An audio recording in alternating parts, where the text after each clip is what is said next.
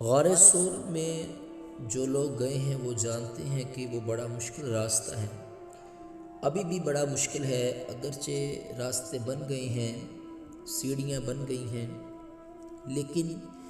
جناب صدیق اکبر رضی اللہ تعالی عنہ فرماتے ہیں کہ رات کی تنہائی میں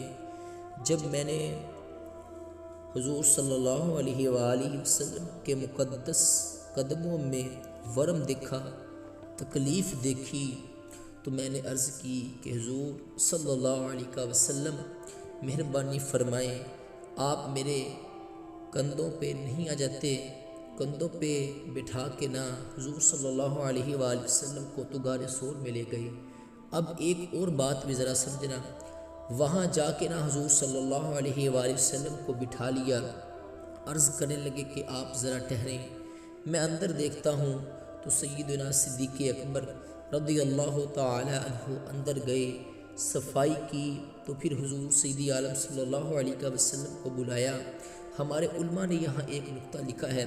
وہ کہتے ہیں کہ غار سور میں پہلے جناب صدیق اکبر رضی اللہ تعالی عنہ گئے، پھر حضور سیدی عالم صلی اللہ علیہ وسلم کی ذات مبارک تشریف لے گئی۔ اس کا مطلب یہ ہے کہ جہاں حضرت صدیق اکبر رضی اللہ تعالی عنہ پہنچ جائیں، وہاں پہ حضور سیدی عالم صلی اللہ علیہ وسلم بھی پہنچ جائیں، وہاں پر حضور بھی آ جاتے ہیں، تو علماء کہتے ہیں کہ